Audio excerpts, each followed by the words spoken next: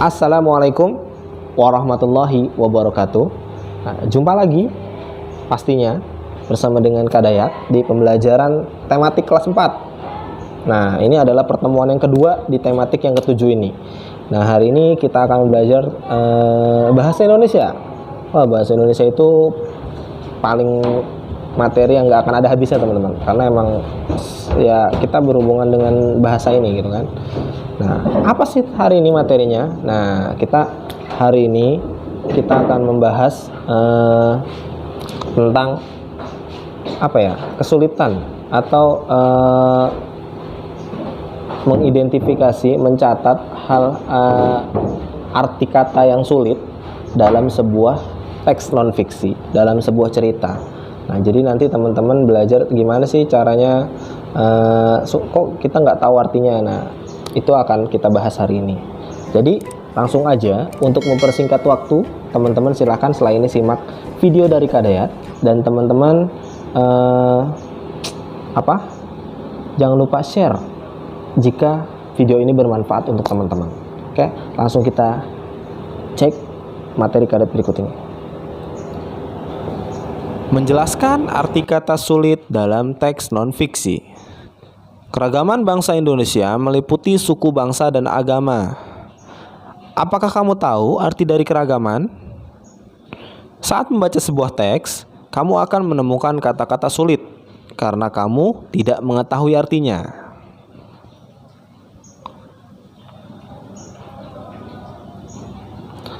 Nah, untuk mengerti arti sebuah kata, sebaiknya kamu mencari arti kata tersebut dalam Kamus Besar Bahasa Indonesia atau yang disingkat KBBI. Lakukanlah hal-hal berikut. Yang pertama, siapkan Kamus Besar Bahasa Indonesia. Yang kedua, tentukan kata dasar dari kata yang akan dicari maknanya. Kata dasar keragaman adalah dari bentuk dasarnya itu ragam. Nah, kalau sudah ketemu huruf ragam, kamu cari di kamus besar pada kolom huruf R dalam kamus tersebut. Jadi nggak perlu dicari dari ini ada di mana. Nah, langsung aja cari huruf R, nanti akan ketemu. Nah, di situ baru dicari kata ragam. Kemudian yang ketiga, carilah kata keragaman pada bentuk-bentuk turunan dari kata ragam. Nah, yang keempat, sekarang kamu telah mengetahui arti kata keragaman tersebut. Nah, selain menggunakan kamus, kita juga dapat mencari arti sebuah kata menggunakan KBBI online. Nah, jadi sekarang udah canggih, teman-teman. Kalau nggak ada buku Kamus Bahasa Indonesia yang buku, teman-teman bisa cari secara online. Artinya apa? Nah, ayo simaklah teks berikut. Suku bangsa di Indonesia. Bangsa Indonesia terkenal dengan semboyan Bhinneka Tunggal Ika. Semboyan ini tertulis pada lambang negara, Garuda Pancasila. Semboyan Bhinneka Tunggal Ika bukan hanya sebuah slogan. Bhinneka Tunggal Ika memiliki arti meskipun berbeda-beda, tapi tetap satu.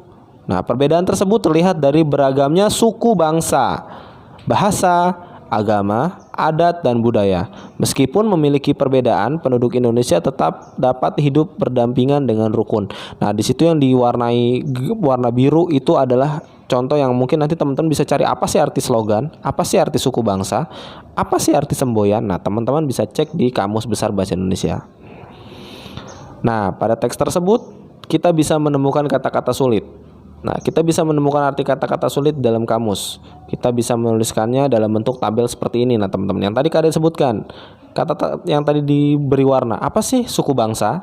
Nah, teman-teman bisa mencari. Nah, itu artinya adalah kesatuan sosial yang dapat dibedakan dari kesatuan sosial lain berdasarkan kesadaran akan identitas perbedaan kebudayaan, khususnya bahasa. Kemudian ada juga semboyan. Ya, tadi kan semboyan adalah perkataan atau kalimat pendek yang dipakai sebagai dasar tuntunan pegangan hidup. Nah, intisari suatu usaha dan sebagainya, slogan atau moto. Nah, ini ada lagi slogan, perkataan atau kalimat pendek yang menarik atau mencolok dan mudah diingat untuk memberitahu atau mengiklankan sesuatu. Nah, slogan. Jadi kamu kalau punya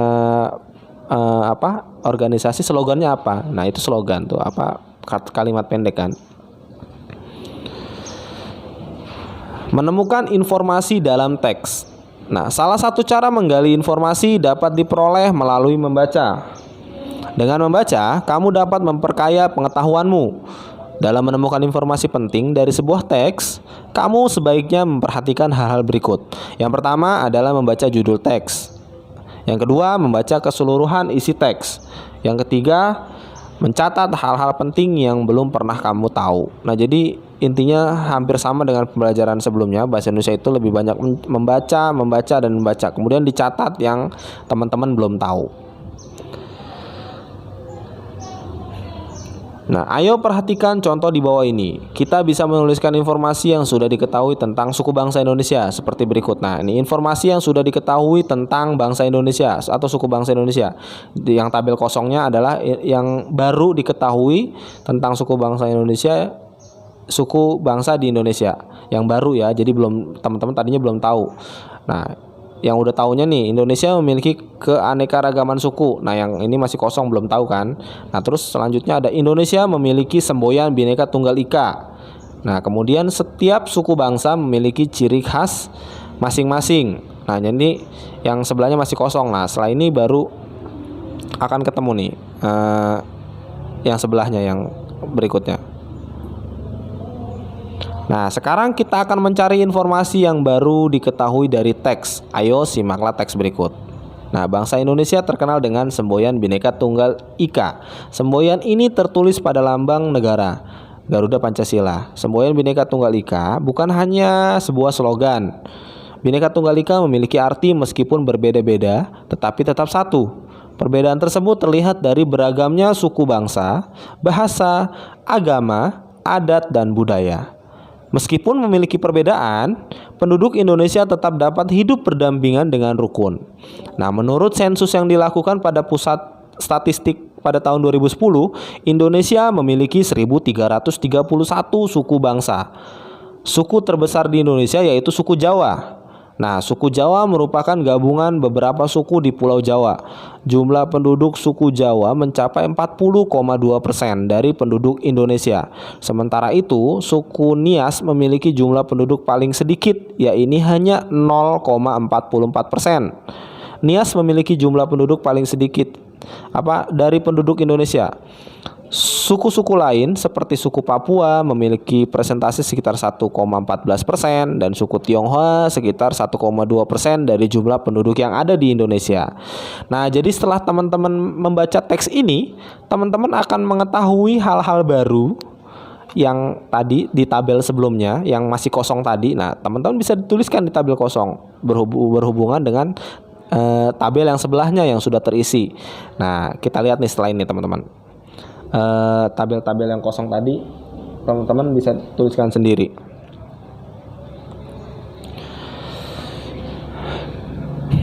Nah, ini dia tadi informasi yang sudah diketahui, teman-teman sudah ingat kan? Indonesia memiliki keanekaragaman suku. Nah, yang baru diketahui setelah membaca teks tadi, nah ternyata Indonesia memiliki 1.331 suku bangsa, teman-teman. Dari keanekaragaman tadi ternyata Indonesia memiliki 1.331 suku bangsa.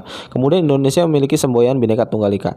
Ternyata yang baru kita ketahui, suku Jawa memiliki jumlah penduduk terbanyak, teman-teman. Dari berbeda-beda tetapi tetap satu ini, ternyata suku Jawa memiliki suku yang paling banyak. Kemudian setiap suku bangsa memiliki ciri khas masing-masing. Itu yang sudah diketahui. Nah, yang baru diketahuinya ternyata jumlah penduduk paling sedikit adalah suku Nias. Nah, itu kan adalah informasi yang baru bagi kita yang mungkin belum tahu itu. Nah, jadi sebelum membaca teks dan setelah membaca teks itu ada perbedaan ya, teman-teman ya. Jadi ada hal-hal baru yang kita temukan.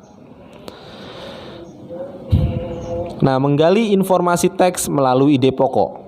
Nah, suatu teks mengandung beberapa informasi penting yang ingin disampaikan penulis kepada pembacanya. Untuk mendapatkan informasi tersebut, kita perlu memahami isi teks dengan baik. Nah, lagi-lagi adalah membaca, teman-teman. Itu yang paling penting.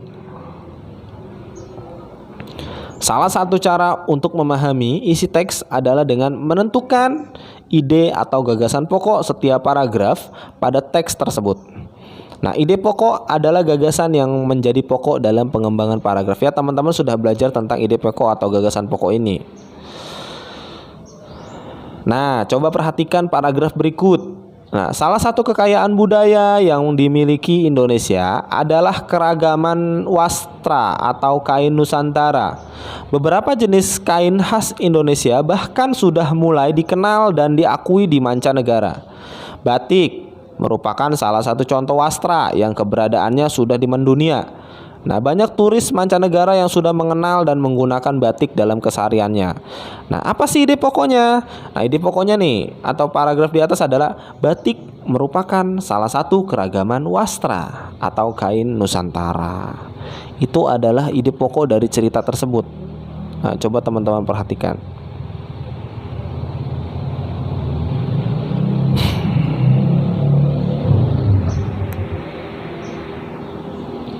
Nah, menyajikan informasi teks dalam bentuk peta pikiran. Nah, teman-teman juga sudah belajar tentang peta pikiran ini. Kamu juga dapat menyajikan informasi teks dalam bentuk peta pikiran. Peta pikiran merupakan cara mencatat yang disajikan dalam bentuk bagan atau bagian. Menyajikan informasi suatu teks menggunakan peta pikiran akan memudahkan kamu dalam menyusun sebuah informasi penting dalam suatu teks. Nah, jadi menggunakan peta pikiran atau mind mapping supaya mudah. Nah, kemudian untuk menggali informasi dari suatu teks, ada beberapa hal yang perlu dilakukan. Antara lain sebagai berikut. Yang pertama, bacalah teks dengan seksama. Yang kedua, tentukan topik dari teks non-fiksi tersebut. Yang ketiga, catat setiap informasi penting yang disampaikan. Yang keempat, rangkailah ide atau gagasan pokok yang sudah kamu temukan ke dalam suatu paragraf. Saat menyampaikan informasi, sampaikan dengan suara lantang dan percaya diri. Jadi lagi-lagi kita harus membaca, maka akan merdeka, ya. Kemudian udah dibaca, dicatat tuh, yang mana yang penting. Tentukan ide pokoknya dan sampaikan dengan suara yang lantang. Jadi teman-teman gak malu-malu, harus percaya diri lah, ya.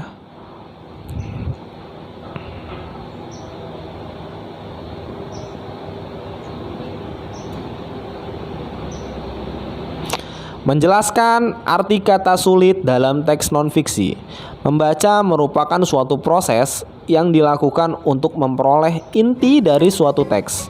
Saat membaca, tentu kamu pernah menemukan kata-kata yang belum kamu ketahui artinya. Nah, jadi sering banget ya kita baca buku tapi nggak tahu itu artinya. Makanya kita perlu cari tahu itu.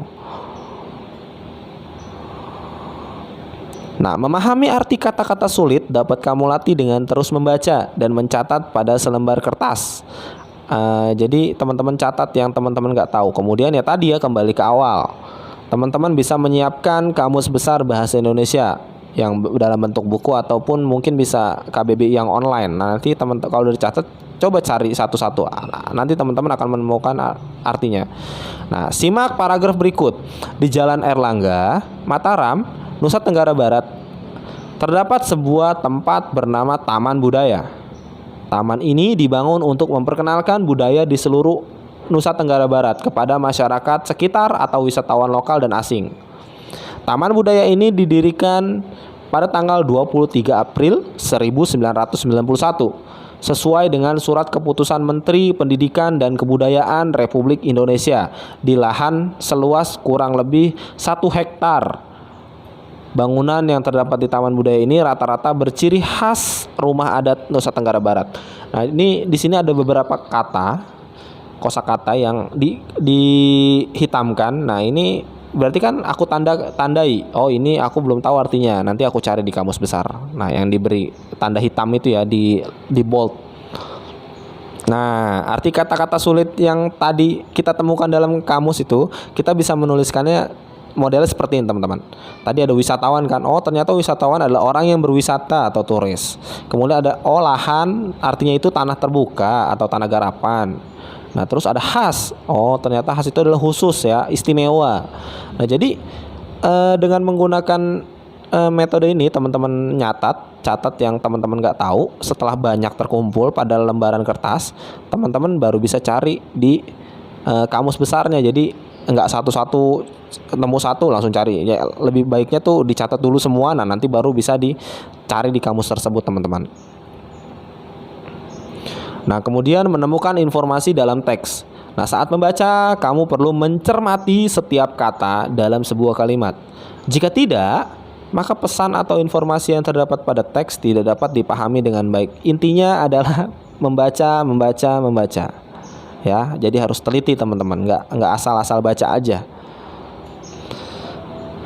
Kemudian berikut adalah hal-hal yang dapat dilakukan untuk menemukan informasi dalam suatu teks. Yang pertama, bacalah teks dengan seksama, dengan baik, teliti. Nah, rumuskan pertanyaan dengan konsep adik Simba.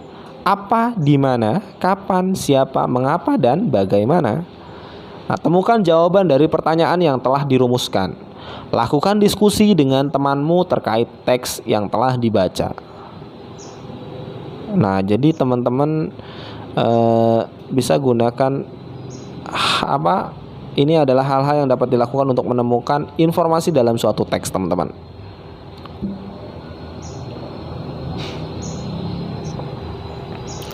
Nah, simak lagi nih teman-teman paragraf berikut. Nah, suku Manggarai.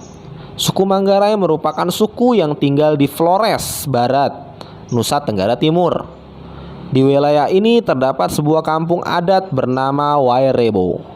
Kampung ini terletak di lembah sebelah barat daya kota Runteng. Kampung Wairebo dikenal sebagai salah satu tujuan wisata. Nah, teman-teman kalau ke NTT atau Nusa Tenggara Timur itu akan bisa datang ke desa ini, teman-teman, akan melihat rumah-rumah unik di sana. Berikut adalah contoh menuliskan informasi yang telah ditemukan berdasarkan teks suku Manggarai tersebut. Judul teks suku Manggarai. Nah, informasi yang sudah diketahui sebelum membaca. Nah, jadi sebelum membaca pun kamu udah tahu kan bahwa suku Manggarai itu merupakan salah satu suku yang ada di Indonesia, ya kan? Nah, setelah kamu baca teks tadi, ternyata kamu menemukan ternyata lebih tepatnya suku Manggarai itu adanya di Flores. Nah, Flores Barat, Nusa Tenggara Timur. Nah, yang tadi cuma tahu pokoknya itu adalah bagian dari suku Indonesia ya, yang sebelumnya. Ternyata pas setelah membaca teks atau buku yang berhubungan dengan ini, kamu menemukan ternyata adanya di Nusa Tenggara Timur. Nah, menghimpun informasi penting dalam teks non-fiksi. Setiap teks mengandung informasi penting yang dapat menambah wawasanmu. Informasi penting dalam teks tentu sangat beragam. Kamu dapat menghimpun informasi penting dalam teks non-fiksi.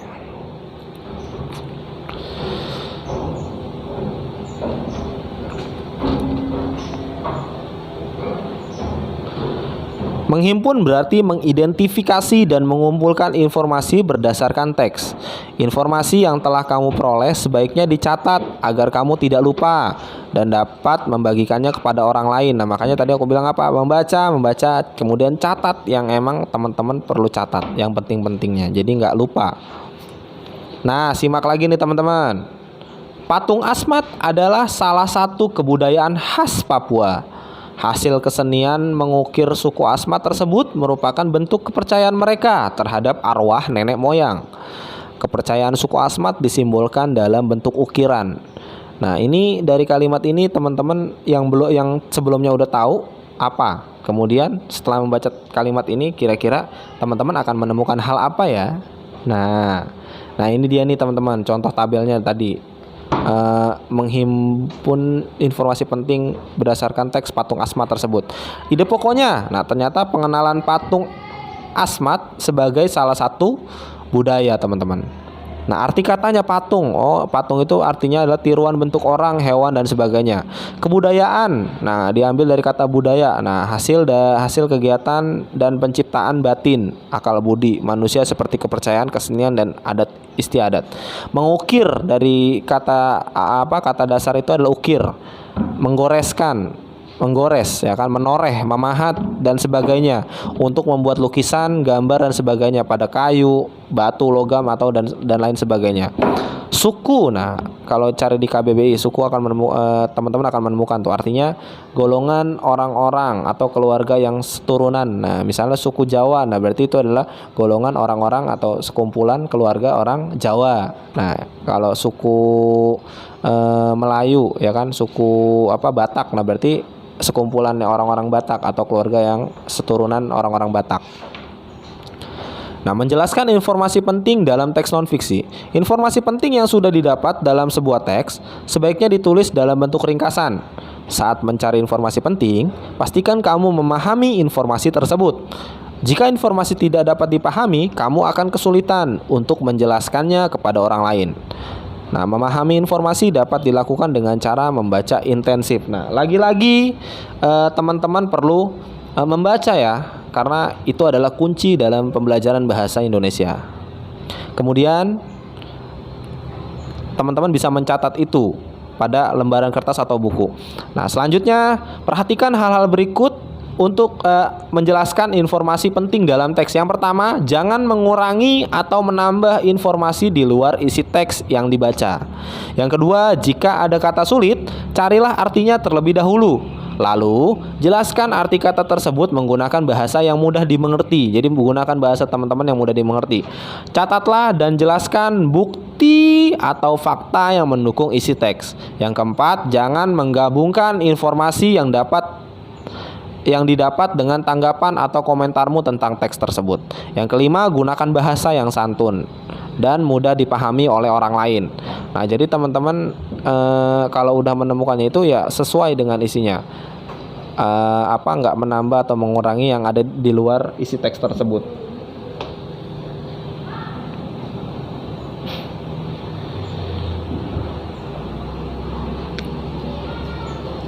Nah, simak lagi nih teman-teman. Batik merupakan warisan Nusantara yang menjadi identitas dan kebanggaan bangsa Indonesia.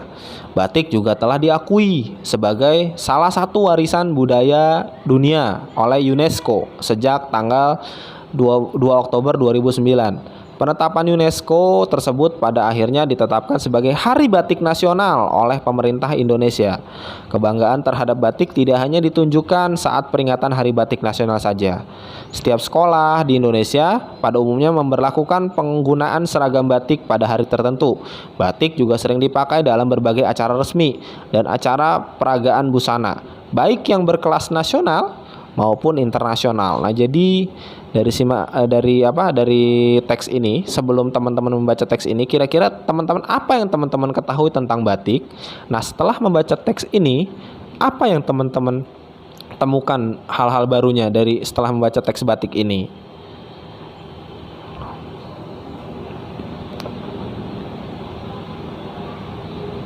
Nah, ini ya ide pokok paragrafnya. Selain menjadi warisan Nusantara, batik juga menjadi salah satu warisan budaya dunia. Informasi penting dalam teks tadi. Nah, batik merupakan warisan Nusantara.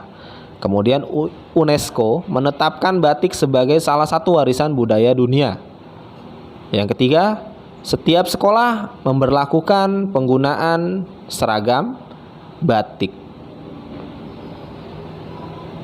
Nah, jadi ini teman-teman dari teks tadi kita menemukan ide pokoknya, yaitu selain menjadi warisan Nusantara, ternyata batik juga jadi warisan budaya dunia, teman-teman.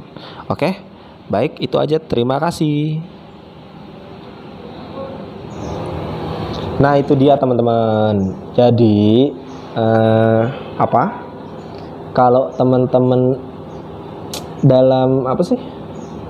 dalam sebuah teks, ya kan? Dalam sebuah teks teman-teman belum mengetahui, ya kan, ada arti-artinya yang apa sih Kak artinya, nah gitu kan, teman-teman suka tuh kayak gitu. Nah, teman-teman bisa mencarinya pada Kamus Besar Bahasa Indonesia atau KBBI. Nah, jadi teman-teman wajib nih punya KBBI ini di rumah, ya kan, supaya untuk mencari kalau ada hal-hal atau kata-kata yang baru dalam sebuah teks. Nah, jadi teman-teman, ternyata ini artinya adalah ya kan, kayak tadi suku, ya kan, suku. Nah, teman-teman, apa sih Kak suku Kak sebenarnya, kok kenapa harus suku gitu kan?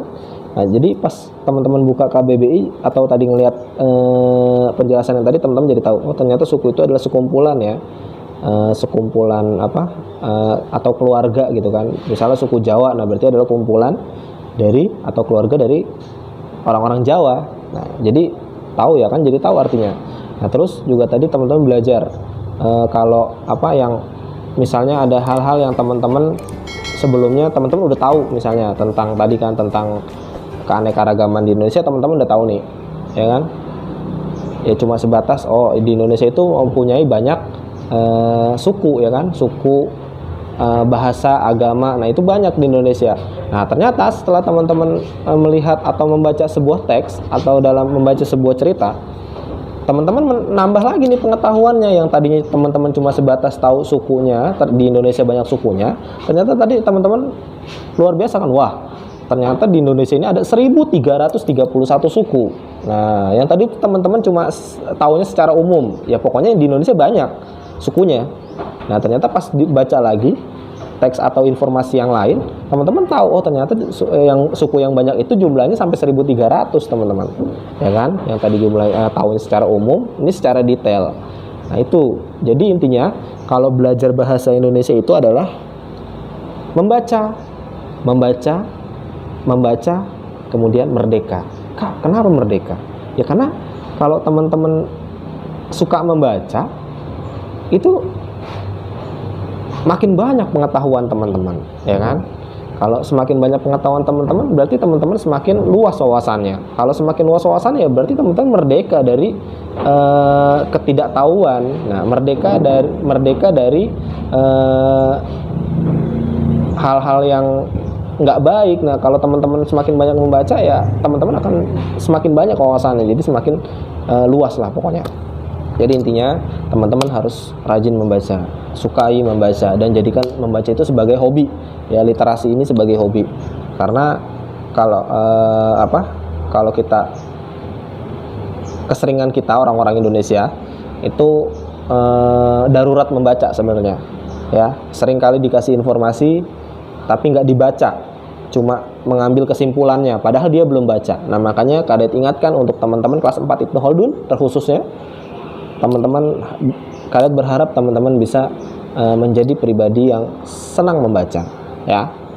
Cukup untuk materi hari ini, semoga bermanfaat dan menambah keilmuan teman-teman di kemudian hari. Tetap Kadet selalu nggak lupa untuk mengingatkan teman-teman, jangan pernah puas dengan materi yang sudah aku berikan. Teman-teman bisa mencari informasi-informasi lain dari berbagai sumber yang lain, bisa dari internet, tapi tetap dalam pengawasan ayah bunda.